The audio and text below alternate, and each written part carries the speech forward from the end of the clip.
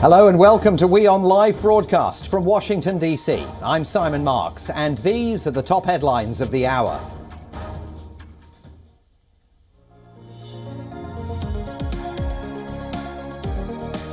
US President Joe Biden will ask Congress to suspend the federal gas tax for 3 months and ask US states to suspend their taxes on fuel as well, as soaring prices cause widespread anger just months before the country's midterm elections.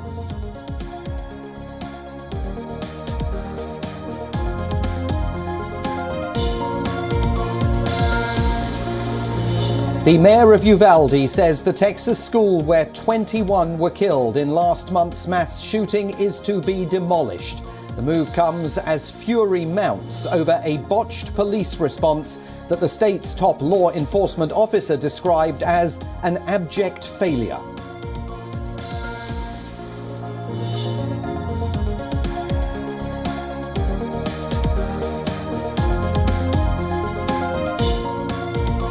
Saudi Arabia's Crown Prince Mohammed bin Salman pays his first visit to Turkey since the 2018 murder of Saudi-American journalist Jamal Khashoggi in the kingdom's Istanbul consulate.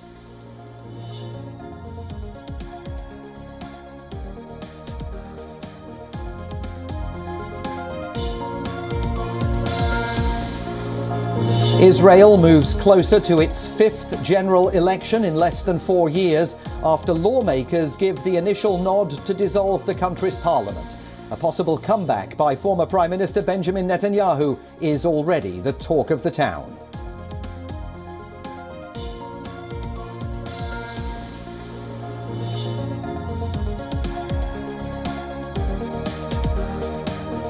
And competitors in the Live Rebel Golf Series will be allowed to play the British Open next month. The Royal and Ancient says golf's oldest championship will stay true to the openness that is fundamental to the tournament.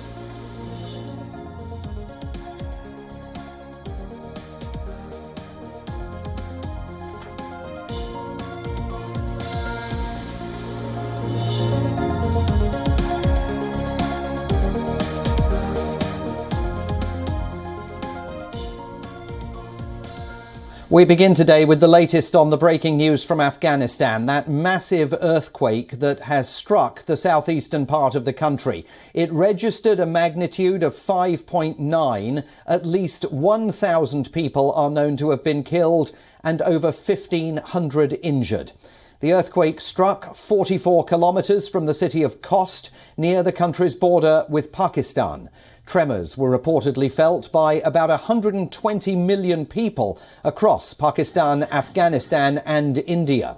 Helicopters have been deployed to rescue people in remote mountainous areas. Pictures from Afghan media show landslides and ruined mud-built homes in the eastern Patika province.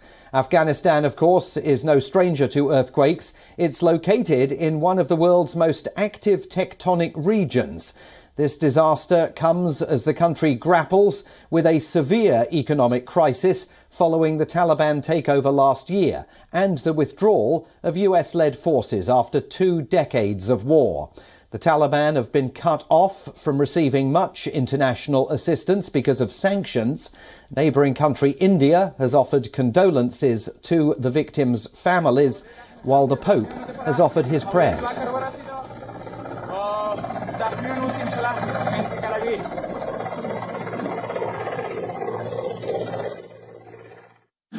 In the past few hours, an earthquake has caused extensive damage in Afghanistan. I express my sympathy to the injured and those affected by the earthquake. And I pray in particular for those who have lost their lives and their families. I hope that with everyone's help, the suffering of the Afghan people can be alleviated. Here in the United States, almost a month after the deadly shooting in the Texas elementary school, the mayor of Uvalde has said that the school will be demolished. He told a meeting of the city council last night that it was unthinkable that children could ever be taught in the Robb Elementary building again, though the timeline for its demolition has not been finalised. Robb Elementary is not the first school to be demolished after a mass shooting. Sandy Hook in Newtown, Connecticut was razed to the ground after 20 students and 6 staff members were shot there in 2012.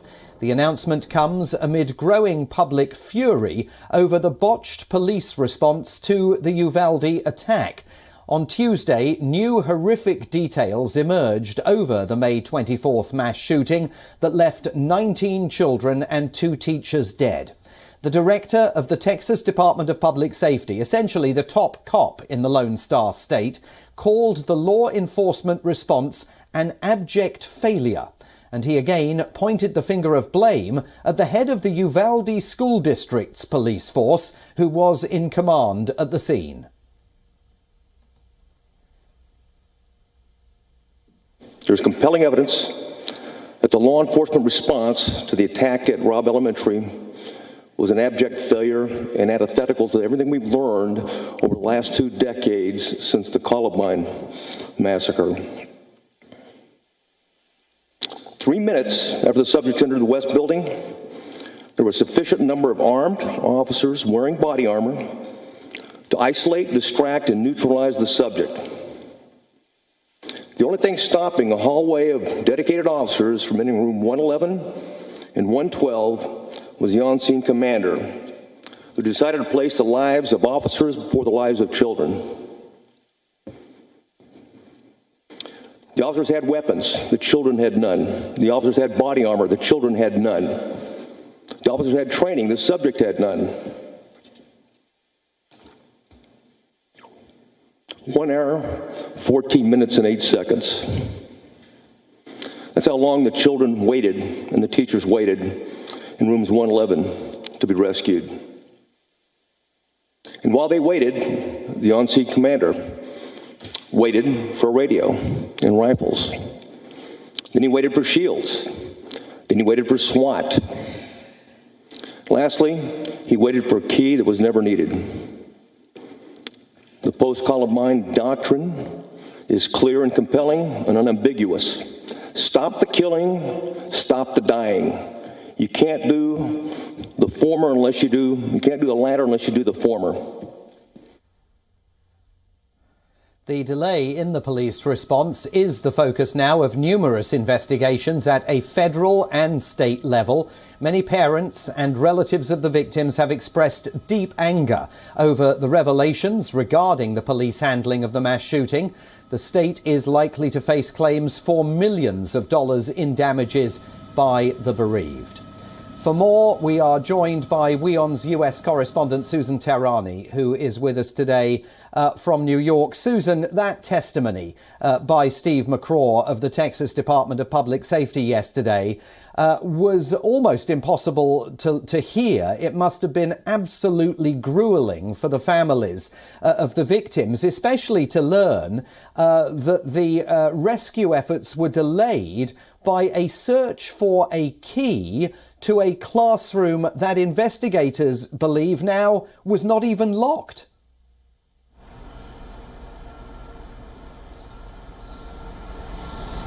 Absolutely unfathomable. Really, we see an admission again, another stunning addition to a list of failures since that shooting over a month ago in Uvalde. And not just that, but also the fact that these families have to once again hear that the gunman could have been stopped 3 minutes into entering that building. But the carnage really carried on for almost an hour before law enforcement went in. As you mentioned, you know, the doors were not locked. This sort of the door being locked conversation has been ongoing for the past month and has really been the center of this investigation. We've been hearing multiple accounts on it, and then, you know, we hear this stunning admission. At this point, you know, the part about, you know, unarmed children and the police being armed again, you know, that was something that I think will again be, you know, ongoing a conversation about whether or not, you know, school safety should be a priority, not only in the legislation that's really being talked about in the Senate right now, but also on a state level as well. You know, to what extent safety and security in schools have to be ramped up. You know, if law enforcement you know, whether this was an isolated account or not, but if law enforcement take this long to get to schools, and if something like this happens again, I think these are the questions that, you know, will come up in the future. But absolutely, you know, the fact that they were looking for keys when the door was not locked. I mean, there are so many questions still left unanswered. This is such a curious case, and it's so heartbreaking. Absolutely, and you do have to wonder what other rural communities are thinking as they look at all of this. Susan, stay with us because we're going to come back to you in just a couple of minutes. But in related news, a limited package of new gun reform proposals may soon become law here in the United States. Democrats and Republicans in the Senate have now agreed on a bipartisan bill in the wake of that long series of devastating mass shootings that we've witnessed here. On Tuesday, lawmakers released the 80-page bill. It seeks to toughen background checks and shore up penalties on gun traffickers. It would also send money to states and communities to improve school safety and mental health initiatives. Additionally, the bill prohibits gun sales to those convicted of abusing partners to whom they are not married. The bill will also provide money for 19 states that have red flag laws on the books. Those make it easier for police temporarily to take firearms away from people who are judged to pose a threat to public safety. Now, this is the most significant piece of gun control passed by the legislature, or about to be passed by the legislature, in decades, but it falls far short of the more stringent actions backed by President Biden and demanded by the families of gun violence victims. For example, it fails to ban assault weapons or even raise the minimum age for buying them. It also does not require background checks for all gun purchases. But the bill, if enacted, will represent a modest but telling shift on an issue that has defied compromise in the Senate since the 1990s. Senators voted to speed up the passage of the bipartisan bill, meaning it could be signed into law by President Biden as early as next week. The National Rifle Association, of course the most powerful pro-gun group in the US, opposes the measure, saying that it falls short at every level. Let's return now to WION's US correspondent Susan Tehrani in New York. So, Susan, it looks like this bill is going to pass, securing the needed 60 votes of the 100 available in the US Senate. Senator Chris Murphy, a Democrat of Connecticut, who's really been the juggernaut behind these moves, says they're going to save thousands of lives, but they're pretty low-level changes in law, aren't they? Right, and as you mentioned, yet they are considered to be the most sweeping reforms in decades. At the end of the day, you know, if the United States is going to have a bipartisan bill regarding gun control, they're not going to be as widespread, definitely not as widespread as someone like President Biden or the Democrats are going to want. But this is a measure that perhaps at least, and not all Republicans, some Republicans have come to an agreement with the Democrats. They think that they're measures that will save lives. Since the beginning of the negotiations, they have been on board with spending money and allocating resources to mental health issues, to school safety, and also to wider background checks. There are background checks on assault weapons. There have been background checks. What the president and his administration wanted was to expand those background checks, and that was very difficult to get through in the Senate, despite the fact that the president's party enjoys majority in the House and Senate. But you really can't do that. But right now, you know, a lot of Republicans and lawmakers and Democrats see this as a first step, but they also, you know, for the Democrats, although it doesn't do enough, they will see this as some kind of victory moving towards elections in November. But, it was interesting. Marco Rubio said that while lawmakers on both sides of the aisle are saying that we are going to have bipartisan legislation on gun control, we actually just saw the bill about a few hours ago, and we're just reading it now. So, there are a group of lawmakers on both sides of the aisle trying to make a deal, but then there are a group of other lawmakers who are just being presented this bill. But nonetheless, yes, it seems like they do have the votes. We'll keep an eye on it. Susan Tehrani live for us from the streets of New York City today. Thanks very much indeed for all of that. Now, in other major news here in the United States, the House Select Committee investigating the January 6th Capitol Hill riots by Donald Trump supporters held its fourth public hearing on Tuesday, and the focus this time was on the former president's efforts to pressurize state officials to help him overturn the outcome of the 2020 presidential election. What happened to Mike Pence wasn't an isolated part of Donald Trump's scheme to overturn the election. In fact, pressuring public servants into betraying their oaths was a fundamental part of the playbook. Rusty Bowers, the Republican Speaker of the Arizona House, testified before the committee, recalling that when questioned about claims of voter fraud in Arizona, Trump's campaign attorney, Rudy Giuliani, admitted only to having theories but not evidence. Look, all I want to do is this. I just want to find 11,007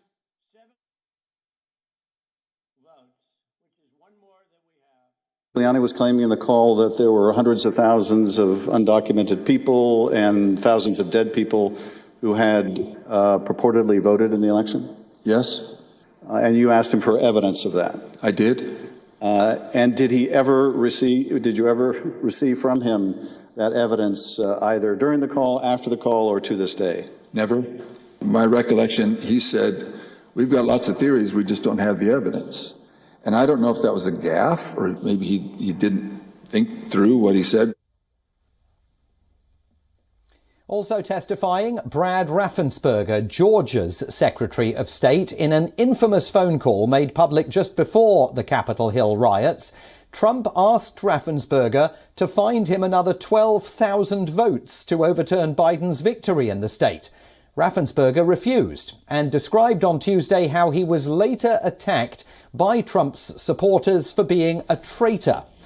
Wandrea Shea Moss, a former Georgia state election worker, offered the day's most moving testimony, describing ways in which she and her mother faced racist threats after Donald Trump targeted her by name, connecting her with Biden's victory in the state. This turned my life upside down. I no longer give out my business card. I don't transfer calls. I don't want anyone knowing my name. I don't want to go anywhere with my mom because she might yell my name out over the grocery aisle or something. I don't go to the grocery store at all. I haven't been anywhere at all. I've gained about 60 pounds. I just don't do nothing anymore. I don't want to go anywhere. I second guess everything that I do. It's affecting my life in a major way, in every way. All because of lies. For me doing my job, same thing I've been doing forever. The former president, meanwhile, has continued to deny any wrongdoing. He says that the panel is nothing but a political witch hunt.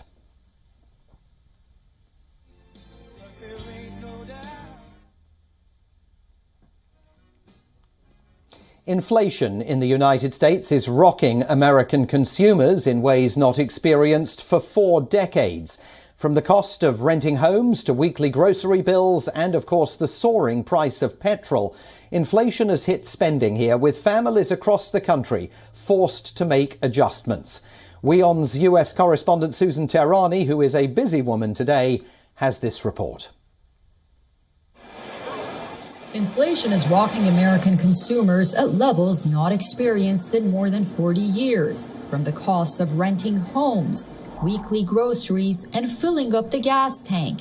Rising prices have hit U.S. spenders for much of this year, as many make adjustments. Finding economical stuff now is like getting ridiculous. You literally have to go miles and miles to try to save a buck or two, but I'm like, I understand the pandemic, I understand what's going on in the world, but I don't understand you have poor people on this planet. Why do you have to keep making the prices so ridiculous? We used to do Instacart, and at this point, why don't we just go to the supermarket, save the fee that they charge you, save the taxes, the tipping, because it has went up ridiculous. Like our meat, it's like you can't even have a good grocery shopping list with $100 anymore.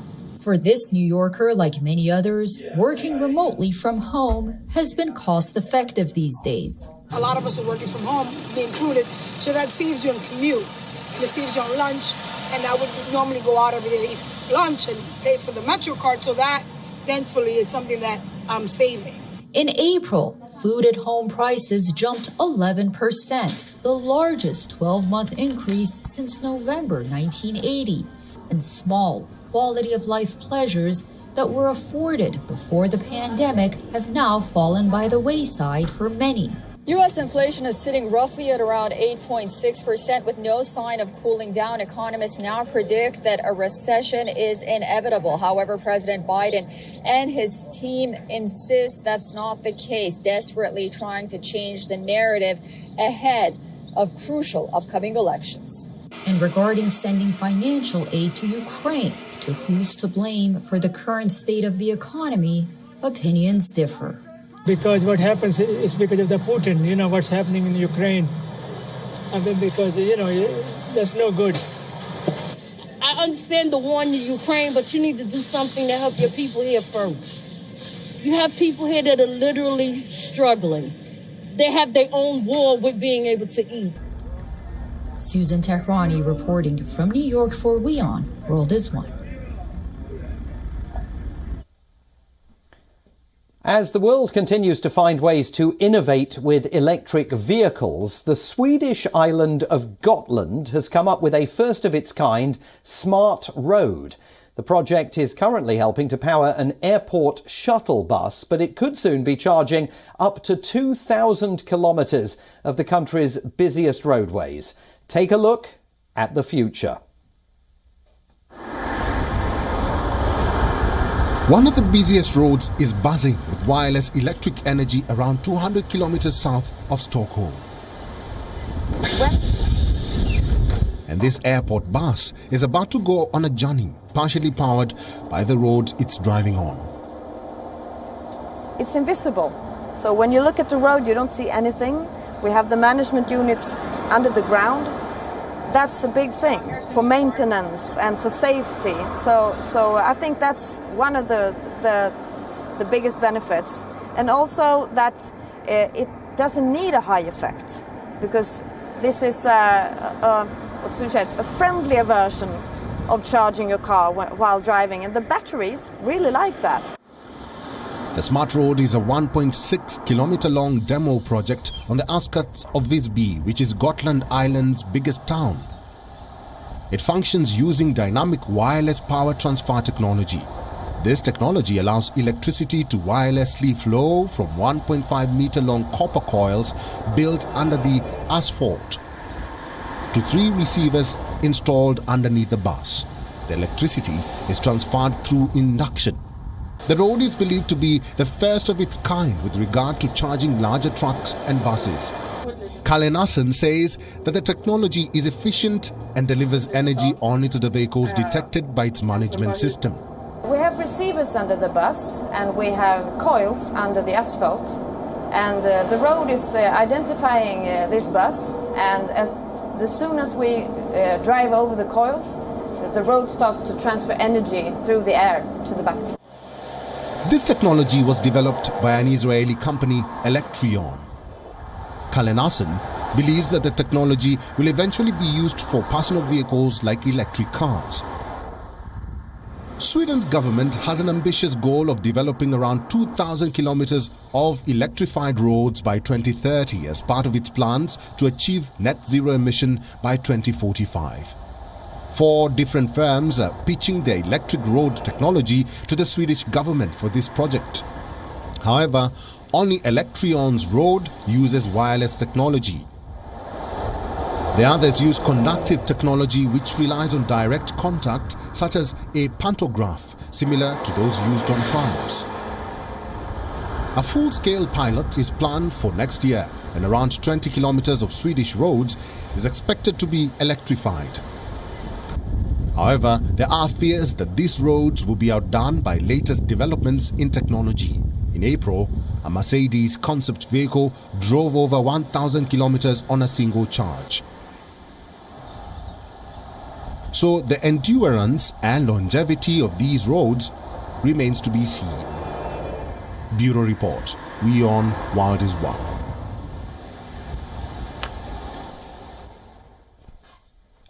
The future today. That is all we have time for on this edition of WION Live Broadcast from Washington, D.C. I'm Simon Marks. I'll see you again very soon.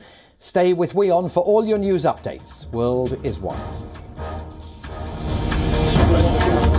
There are many other... this is right, Arab.